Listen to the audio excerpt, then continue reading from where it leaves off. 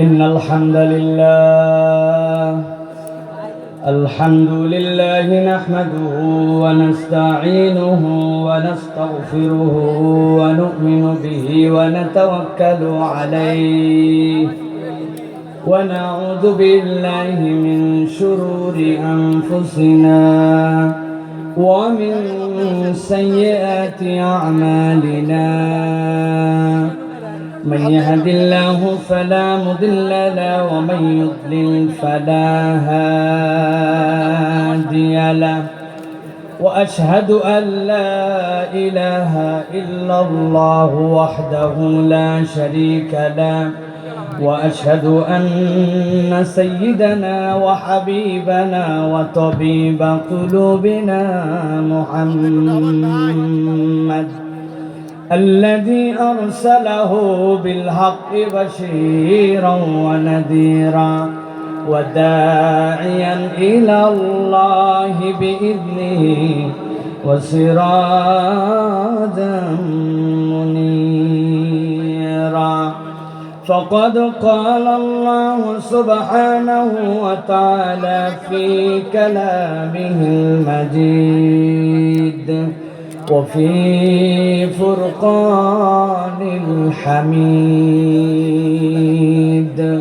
أعوذ بالله من الشيطان الرجيم بسم الله الرحمن الرحيم إن الذين كفروا بالذكر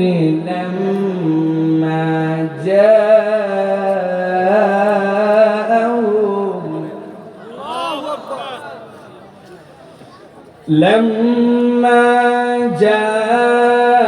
جاءهم وإنه لكتاب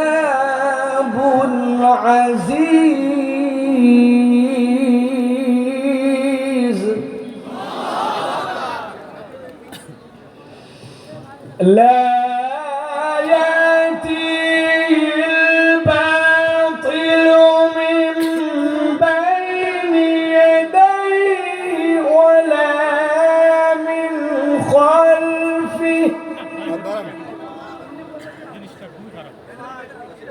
ولا من خلفه تنزيل من حكيم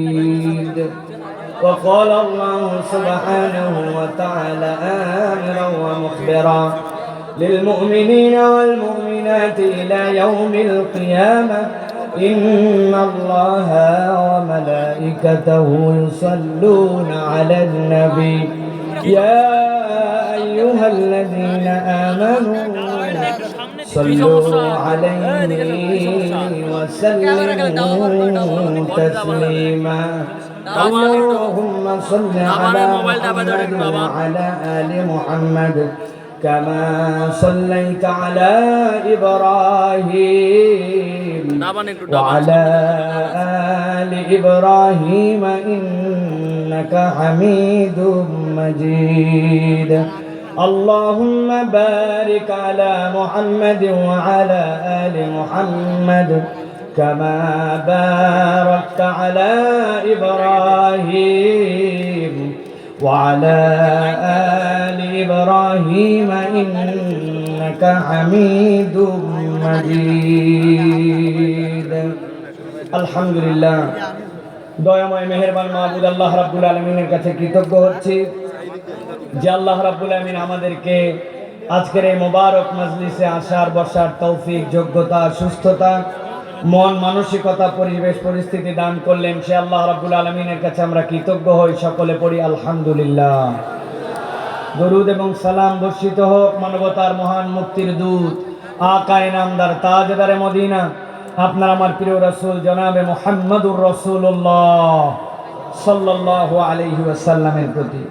সম্মানিত হাজিরিন, আজকে আপনারা বাইতুল হুদা জামে মসজিদ এবং এই মসজিদের সামনের প্রাঙ্গণে আল্লাহ রাব্বুল আলামিনের কোরআন থেকে রাসূলুল্লাহ সাল্লাল্লাহু আলাইহি ওয়াসাল্লামের কালাম থেকে শোনার জন্য একত্রিত হয়েছেন।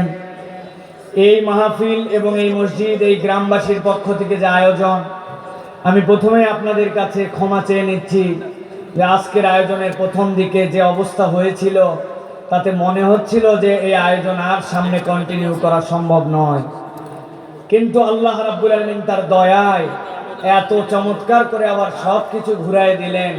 ওই আল্লাহ রাব্বুল আলামিনের কাছে কৃতজ্ঞ হচ্ছি, আর আপনাদের কাছে আন্তরিকভাবে আমি আমাদের আয়োজনের ভুল ত্রুটির জন্য ক্ষমা চেয়ে নিচ্ছি। প্রিয় ভাইয়েরা, আজকে যারা আপনারা এখানে এই মসজিদ চত্বরে এসে হাজির হয়েছেন, আমি প্রথমে আপনাদের কাছে একটা মেসেজ দিতে চাই। এই যে আয়োজন, 2 দিন ব্যাপী ঐতিহাসিক আয়োজন, একটা নিভৃত গ্রামে, আপনারা দেখতে পাচ্ছেন আমাদের মিডিয়ার শত শত ভাইয়েরা বাংলাদেশের বিভিন্ন প্রান্ত থেকে এসেছেন। তাদেরকে সঙ্গত কারণে হয়তো একটু বকাবাদ্য করা হয়েছে, কিন্তু আমি তাদের মাধ্যমে এবং আপনাদের মাধ্যমে একটা বার্তা দিতে চাই পুরা পৃথিবীর কাছে। দেখুন, আপনারা যে নয়নাভিরাম মসজিদ দেখেছেন, যেখানে আপনারা সালাত আদায় করেছেন, এবং যারা এই আয়োজন করছেন, আমি তাদের কিছু কার্যক্রমের নমুনা প্রত্যেকটা প্রান্তরে ছড়িয়ে দেওয়ার জন্য আপনাদের কাছে বলতে চাই। পৃথিবীতে বিভিন্ন জায়গায়, বিভিন্ন ইউনিভার্সিটি, বিভিন্ন ধরনের বিখ্যাত ইন্ডাস্ট্রি, বিভিন্ন ধরনের প্রতিষ্ঠান, এইগুলা দিয়ে তাদের এলাকা পরিচিত হয়। অমুক এলাকাতে অমুক একটা ইন্ডাস্ট্রি আছে, অমুক একটা বিদ্যালয় আছে, অমুক একটা বড় অমুক আছে, ঐতিহাসিক এইটা আছে, ওইটা দিয়ে এলাকা ডেভেলপ হয়, এলাকা এগিয়ে যায়। কিন্তু আমরা একটা ক্ষুদ্র স্বপ্ন লালন করেছিলাম, সেটি হচ্ছে এমন একটা গ্রাম হবে যেই গ্রামের একটা পরিচয় হবে একটা মসজিদ দিয়ে, যে আমার গ্রামে এরকম একটা মসজিদ আছে, যেই মসজিদটা দেখতেও সুন্দর, যেই মসজিদের অঞ্চলের বাসিন্দারা এমন কতগুলো অ্যাক্টিভিটিস করেন যেটার দ্বারা ওই বাসিন্দারাও, ওই এলাকাবাসীরাও সুন্দর মানুষ। আমরা 5টা কার্যক্রম হাতে রেখেছি। আমি আপনাদেরকে বলবো, এক একটা মসজিদ আমাদের এখন এমন হয়েছে, মসজিদগুলি চকচকা, টাইলসের মধ্যে তাকালে নিজের মুখ দেখা যায়, কিন্তু মসজিদ কেন্দ্রিক মুসল্লিগুলা ঘোলা। যেই ঘোলা মুসল্লিদেরকে জান্নাত তো দূরের কথা, অনেক সময় জাহান্নামের কোথায় জায়গা হবে এটাও শিওর বলা যায় না। কথা কি বানায় বললাম? বলে মসজিদের কালেকশন হয়, ভিতরের টাইল শেষ, এখন কালেকশন করতেছে, আল্লাহর ওয়াস্তে 10টা টাকা দেন, মসজিদের বাহিরে টাইলস লাগানো হবে। আমার জিজ্ঞাসা, মসজিদের বাহিরে টাইলস লাগায় কি উপকার হতে পারে যদি মসজিদের ফজরের মুসাল্লি মসজিদ পূর্ণ করতে না পারে? মসজিদের আশপাশে যারা বসবাস করে তারা যদি সুদখোর হয়, তারা যদি অপরের আয় ফেলে, ওই যুবকরা যদি নেশাগ্রস্ত হয়, ওই যুবকরা যদি পিতাদের কথা না শোনে, তাহলে ওই মসজিদকে কেবল টাইলসওয়ালা মসজিদ বানায় কি লাভ? আমরা এই টার্গেট কেন্দ্র করে একটা চমৎকার মসজিদও বানাতে চাই, একটা আদর্শ গ্রামও বানাতে চাই। ইসলামী সাহিত্য কেন্দ্র 5টি দিক নিয়ে কাজ করছে। আমার তরুণরা, আমার যুবকরা যে অঞ্চল থেকে, সারা দেশ থেকে এসেছেন, তাদের কাছে বলতে চাই, 1 নম্বরে আমার গ্রাম, এই গ্রামের বেনামাজি থাকবে না। যার জানাজার নামাজ পড়তে হবে, মাইন্ড ইট, যার জানাজার নামাজ পড়তে হবে তাকে মুসল্লি হতে হবে। আপনার যদি বলে দেন আমার জানাজা লাগবে না, আপনার কাছে আমাদের দাওয়াত নাই, কিন্তু মরার পরে যার জানাজা লাগবে ওই মানুষকে মসজিদে এসে আল্লাহর হুকুমে 5 ওয়াক্ত নামাজ আদায় করা লাগবে। 1 নম্বর কার্যক্রম। 2 নম্বর, ছোট্ট ছোট্ট কৃষি মানুষ, এই কৃষকেরা 5,000, 1,000, 2,000 টাকা সুদে তোলে, বেচারি নিরুপায়, কিন্তু এই উপায়হীন মানুষকে আমরা কর্জে হাসানা ভিত্তিক, মসজিদ ভিত্তিক কার্যক্রম চালাতে চাই। আলহামদুলিল্লাহ, আমরা 20,000 টাকার ফান্ড নিয়ে শুরু করে 5 লক্ষ টাকার রোলিং ফান্ড রেখেছি। 98% মানুষ আমাদের সাথে বিশ্বাসের সাথে টাকা নিয়েছেন এবং ফেরত দিয়েছেন। কর্জে হাসানা ফান্ডের মাধ্যমে আমার এই গ্রামকে আমরা সুদমুক্ত গ্রাম হিসাবে তৈরি করতে চাই। 3 নম্বর, এই গ্রামের ছেলেরা নেশাগ্রস্ত হবে না। এই গ্রামে লিস্টেড যাদের বয়স 7-এর উপরে আর 20-এর নিচে, প্রত্যেকটা ছেলের কাছে আমাদের বার্তা যে তারা কেউ নেশা করে না, সিগারেট খায় না, সামনেও না পিছনেও না। মুরব্বী আছে সিগারেট পিছনে রাখে আর মুরব্বী মাথা নিচু করে যায়, এরকম তরুণ আমাদের থাকবে না। আমার তরুণ বুক ফুলায় মুরব্বীকে দেখা হলে সালাম দিবে, হাত সামলাবে না। সিগারেট, মাদক, নেশা এটা মুক্ত এই গ্রামকে আমরা বানাতে চাই। 3 নম্বরটা গেল। 4 নম্বর, গ্রামে আমরা খেলাধুলার ব্যবস্থা রেখেছি। ঈদ পুনর্মিলনী থেকে শুরু করে এমন অভিনব আমরা আনন্দদায়ক খেলা রেখেছি, কিন্তু শর্ত, এই মাঠে খেলা হবে, মসজিদে নামাজ হবে, এটা চলবে না। এই মাঠে খেলা হবে, ফরজ তরফ করে খেলা হবে, এইটা আমরা হতে দিব না। আমাদের এই ছেলেদেরকে নামাজি হবে, খেলার সময় খেলবে, পড়ার সময় পড়বে।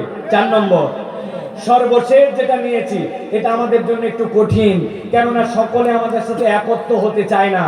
এখন আমাদের বিভিন্ন পাড়া মহল্লায় ডেক লাগায় গান বাদ্য, 31-এর নাইট ওইটাই গান বাদ্য। 21 তারিখ ফেব্রুয়ারি বলছে 21 তারিখ বাংলা ভাষা শহীদ দিবস নাকি, কিন্তু হিন্দি গান বাজায় নাচানাচি করে। বিভিন্ন জায়গায় বিভিন্ন প্রোগ্রাম হয়, যেইগুলা প্রোগ্রামে অশ্লীল বাদ্য বাজনা করার চেষ্টা করে। বিভিন্ন জায়গায় আশপাশে আমরা দেখেছি ফুটবল খেলার নাম দিয়ে হাউজি হয়, বিভিন্ন ধরনের কার্যক্রম হয়। আমার এই গ্রামের আশপাশের যত তরুণ যুবক আছে, তারা আমরু বিল মারুফ নাহি আনিল মুনকারের এক একটা অতন্ত্র প্রহরী হিসেবে দাঁড়াবে। ওই গ্রামের যদি 20 জন সন্তান থাকে, 11 জন সন্তান যদি সামনে দাঁড়ায় যায়, এই গ্রামে গান বাজনা হবে না, অশ্লীলতা হবে না, বেহায়াপনা হবে না, 31 হবে না, 14ই ফেব্রুয়ারি হবে না। এই বেহায়াপনার বিপক্ষে আমরা একটা জনমত তৈরি করতে চাই।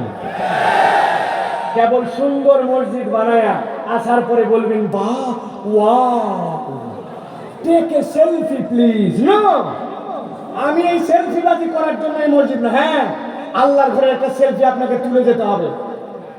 আপনি কত কিছু সেলফি তুলেন, এই কার্যক্রম জানাবেন 5টা, একটা মসজিদের ছবি তুলবেন, আমি আল্লাহর ঘরে আসছিলাম। চলো তরুণ, আমরাও আমাদের সমাজটা পরিবর্তন করতে চাই, পারবে না? আমি বলতে চাই, রমজানের আগে আরেকটা উদ্যোগ নিচ্ছি আমরা, প্রত্যেকটা দেশে এটা ছড়াই দিতে চাই। আমরা আমলে সওয়ালে একটা করতে চাই। যুবকেরা সেলফিবাজি করে, এইটুকু পেঁয়াজি কিনছে, এইটুকু বেগুনি আর সামান্য একটুখানি মুড়ি মাখা, 5 বন্ধু মিলে সেলফি তুলছে।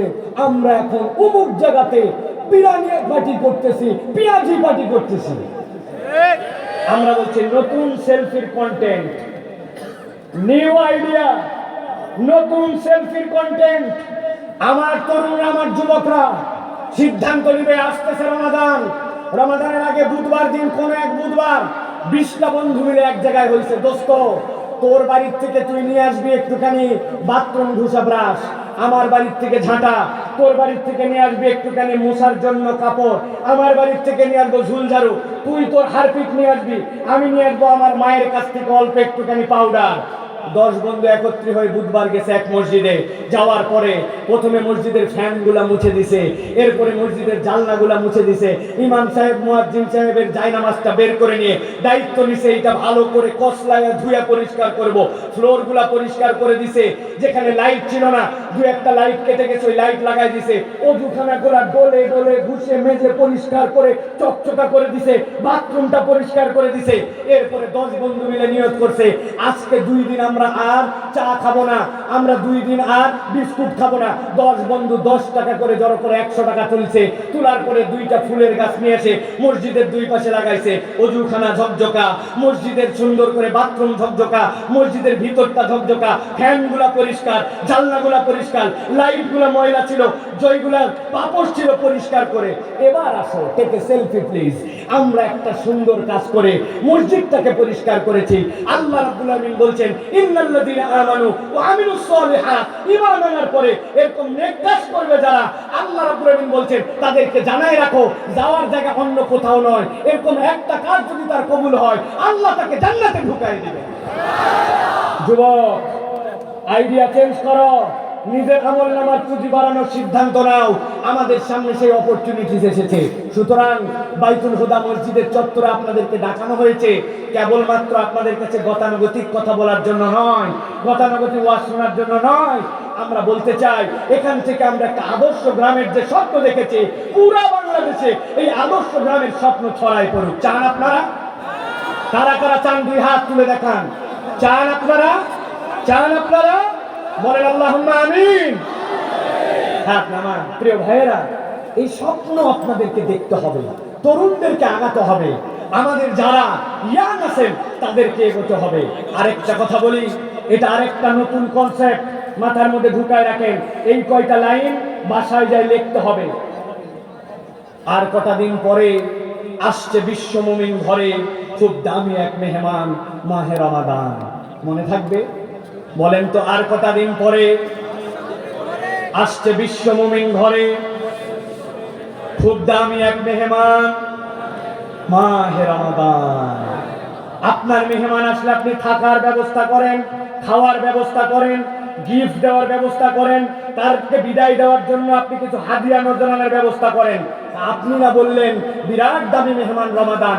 আপনার মেহমান রমাদান আপনার কাছে যে আসতেছে, আপনার উদ্গ্রীবতা কোথায়? তাকে স্বাগত জানাবেন কিভাবে? আপনার মেহমানের স্বাগত আপনার মনের মধ্যে পেরেশানি থাকতে হবে। রমাদান আসতেছে, আমাকে তার জন্য প্রস্তুতি নিতে হবে। ও বাবা, আমি তো ছোলা কিনছি, পেঁয়াজের দাম বেড়ে যাবে এই জন্য পেঁয়াজ কিনছি, আমি তো চমৎকার করে প্রস্তুতি নিয়ে আগেই 10 কেজি সামলায় ফেলছি সোয়াবিন তেল। এই কি প্রস্তুতি? না, রমাদানের প্রস্তুতি। রমাদান আমাকে ক্ষমা করে দিবে, রমাদানের ভিতরে জাহান্নাম থেকে মুক্ত করা হবে, জান্নাতে যাওয়ার পয়গাম দেওয়া হবে। ওই রমাদানের জন্য আপনার হৃদয়ের মধ্যে একটা কাকুতি মিনতি থাকবে, রমাদানকে বরণ করার জন্য আপনার একটা প্ল্যানিং থাকবে। ওই প্ল্যানিংটা হচ্ছে রমাদানের অভ্যর্থনা। একটা প্ল্যান করবেন, এবার রমাদানে টিভির উপরে নির্ভর করব না, রেডিওর উপরে নির্ভর করব না। আল্লাহুম্মা হিল্লাহু আলাইনা বিল আমনি ওয়াল ঈমান ওয়াস সালামাতি ওয়াল ইসলাম রাব্বুনা ওয়া রাব্বুকা আল্লাহ। আমরা চাঁদ দেখে রমাদানকে স্বাগত জানাবো। রাজি আছেন ইনশাআল্লাহ? 2 নম্বর, রমাদান আপনার বাড়িতে আসবে, তাকে রাখবেন কিভাবে? রমাদানকে আপনার বাড়িতে যদি সুন্দর করে রাখতে চান, আজকের থেকে প্রস্তুতি নেন। আপনার নামাজ সুন্দর হতে হবে। যেই লোক রুকুতে যায় এরকম লোকের রমাদান কেমন করে আপনার বাড়িতে ঠিক করে থাকবে? আপনি শপথ নেন আপনার সালাতকে সুন্দর করতে হবে। আমি জিজ্ঞাসা করলে সানার অর্থ বলতে পারবেন না, আমি জিজ্ঞাসা করলে ও তাআলা জাদ্দুকা ওয়া লা ইলাহা গায়রুকা এটার অর্থ জানে না, ইন্না আতাইনাকাল কাউসার এটার অর্থ বলতে পারে না, সানার অর্থ জানে না, দরুদের অর্থ জানে না। শপথ নেন আমার নামাজকে রমাদানে আমি সুন্দর করার চেষ্টা করব। কিছু যদি না পারি, সূরা ফাতিহার অর্থ শিখব, 3টা সূরার অর্থ শিখব, রুকু তাসবিহ এবং সিজদার তাসবিহ, 7 তাসবিহর নিচে উঠব না।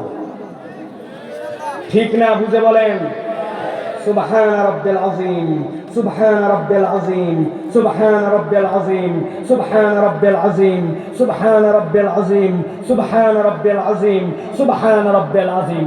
শপথ করেন আমার রমাদানে কোন নামাজে কোন তাসবিহতে 7 তাসবিহর নিচে আমি উঠব না। আপনার নামাজ 50% সুন্দর হবে। রাজি? বলেন ইনশাআল্লাহ। যে ইমাম তাড়াহুড়া করবে তাকে যে আদর করে ঘরে ঢুকায় বলবেন, হুজুর 7 তাসবিহর মধ্যে আপনাকেও প্র্যাকটিস করতে হবে। ইমাম সাহেব, আপনার কাছে নিবেদন করে বলছি, আপনার তাড়াহুড়ায় আপনার মুসল্লির নামাজ যদি নষ্ট হয়, তাহলে আল্লাহর কাছে আপনাকে জবাব দিতে হবে। তাকে 7 তাসবিহ ফুরসত দেন, রুকু সিজদার মধ্যে সময় দেন। আপনার রমাদান আপনার বাড়িতে সুন্দর করে, তাহলে ইনশাআল্লাহ থাকবে। রমাদানকে খাওয়াবেন কি? রমাদানের খাওয়া কোরআন। রমাদানের খাওয়া কি? কোরআন। আমার কোরআন ঠিক নাই, আপনি কেমন করে তাহলে রমাদানকে পাবেন? রমাদান আমাকে বেনিফিট দেয় না, কারণ আল্লাহ প্রেসক্রিপশন দিয়েছেন শাহরু রমাদান আল্লাযী উনজিলা ফীহিল কোরআন। আল্লাহ আপনাকে এই রমাদান দিয়েছেন কোরআন দিয়ে, আর আপনার আমার সাথে কোরআনের কোনো সম্পর্কই নেই। ছোটবেলায় 3 সূরা মুখস্থ করছে, 70 বছর হয়েছে, জানে না, এরকম কোনো জ্ঞান নাই। দুনিয়ার সব জানে, কিন্তু কোরআন ঠিক মতো পড়তে পারে না। কথা বলেন আছে কিনা? তাহলে আমরা কি সিদ্ধান্ত নিব যে আমরা কোরআন ঠিক করব? আমরা কোরআন সিদ্ধান্ত নিব, কোরআন ঠিক করবো ইনশাআল্লাহ। রাজি আছেন ইনশাআল্লাহ? ভাই বুঝে বলেন, রমাদান আপনার মেহমান, ওই মেহমানকে আপনার সাথে রাখতে হলে আপনার কোরআন আপনাকে ঠিক করতে হবে। একটা মানুষ চেষ্টা করলে ওয়ালাকাদ ইয়াসসারনাল কোরআনা লিযিকর, আল্লাহ বলছেন সহজ করেছি। একটা মানুষ 21 ঘন্টা চেষ্টা করলে ওই মানুষ কোরআন শিখে ফেলবে। 21 দিন না, একদিনে 1 ঘন্টার বেশি কেউ কোরআন শেখার চেষ্টা করে না। কিন্তু আমার বছরকে বছর পার হলো, আরে কোরআন শিখলাম না। কত পণ্ডিত, কত চেয়ারম্যান, কত বক্তব্য দিলে ফাটাই ফেলবে, এলাকার মাতব্বর বসলে তার কথার খুঁজুরি ছোটে, কিন্তু কোরআন ঠিক মতো পড়তে পারে না। আছে না? আপনি আপনার লিডারকে একটু টেস্ট করে নেবেন, যখন বেশি কথা বলবে, বলবে আগে সূরা ফাতিহা বিশুদ্ধ করে তেলাওয়াত করে তারপরে কি প্রতিশ্রুতি দিবেন না দিবেন পরে দেখবো। আগে ফাতিহা আউযুবিল্লাহ বিসমিল্লাহ ঠিক মতো পড়েন, তারপরে দাঁড়ায় কথা বলবেন। সূরা ফাতিহা পারেন না, আপনি কিসের লিডার? কিসের লিডার আপনি? সালাম ঠিক মতো দিতে পারেন না, আসসালামু আলাইকুম, কি লিডার আপনি? শুধরাতে হবে।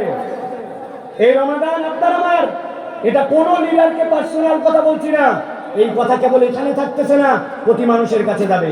3 নম্বর, ওই রমাদান, যেই রমাদানকে আপনি সুন্দর করতে চান রাখলেন, ওই রমাদানকে গিফট কি দিবেন? রমাদানের গিফট, রমাদানকে কি আপনি একটা কোরআন শরীফ হাদিয়া দিয়ে বিদায় করবেন নাকি? নাকি 1000 টাকা দিয়ে দিবেন? না, রমাদানের গিফট আজকে সিলেক্ট করেন। আমার চরিত্রে 4টা খারাপ দিক আছে, আমার চরিত্রের খারাপ দিকগুলো দূর করব। কথা বললেই মানুষের সাথে ঝাড়ি দিয়ে কথা বলি, গালি দিয়ে কথা বলি, মুখ কালো করে কথা বলি, মানুষের সাথে ব্যবহার ভালো না। আপনার আখলাক যদি সুন্দর হয়, ইনশাআল্লাহ আপনার রমাদান আপনার সাথে সুন্দর করে থাকবে। অতএব শপথ নিতে হবে, আমার চরিত্রের তালিকা করে আমার 4-5টা বদভ্যাস দূর করব। রাজি? ইনশাআল্লাহ লিখতে হবে, লিখতে হবে। রাজি? সব দূর করবো, কিন্তু বউয়ের সাথে যখন কথা হবে তখন খালি খাই খাই খাই খাই, তাই তো না? আমাদের এলাকার লোকেরা বউকে আদর করে একটা ডাক দেয়, বলবো? ময়াকার গয় দীর্ঘ বানান করে দিব। আহা, অল্প একটুখানি রাগারাগি হয়েছে, বাজে কথাটা বলে ফেলেন। রমাদান আপনার সাথে সুন্দর করে থাকবে না যদি আখলাক পরিবর্তন না হয়। আর এই রমাদানকে একটা উপহার দিতে হবে। রমাদান, তুমি আসছিলে, আমাকে তুমি নাজাতের মাসে নিয়ে আসছো, জান্নাতের পথে আগাইছো। একটা আমল করলে আমাকে কয়েক কয়েক কয়েক গুণ আমার সওয়াব দিছো। আমি তোমাকে দেখাতে চাই পরোপকার, মানব কল্যাণ কেবল নিজে নিজে নয়, অপরের কল্যাণে নিজেকে নিবেদন করলে রমাদানের গিফটটা দেওয়া যাবে। এই কাজগুলি আমরা করার জন্য চেষ্টা করব ইনশাআল্লাহ। আল্লাহ আমাদেরকে তৌফিক দান করেন, বলেন আল্লাহুম্মা আমিন। প্রিয় ভাইরা, শাইখ আহমদুল্লাহ চলে আসবেন ইনশাআল্লাহ। আজকে যদি আমরা একটু দীর্ঘ হয়ে যায়, 11:30টা পার হয়ে যায়, বিরক্ত হবেন আপনারা ভাই? আমি কি একটু কথা বলবো তাহলে ইনশাআল্লাহ? প্রিয় ভাইয়েরা, আপনারা আমাদেরকে ভালোবাসেন, এই ভালোবাসায় আপনারা এখানে এসেছেন। শাইখ আহমদুল্লাহ ভালোবাসেন, তিনি এখানে এসেছেন। আলহামদুলিল্লাহ, এই যে দায়িত্বশীল যারা বসে আছেন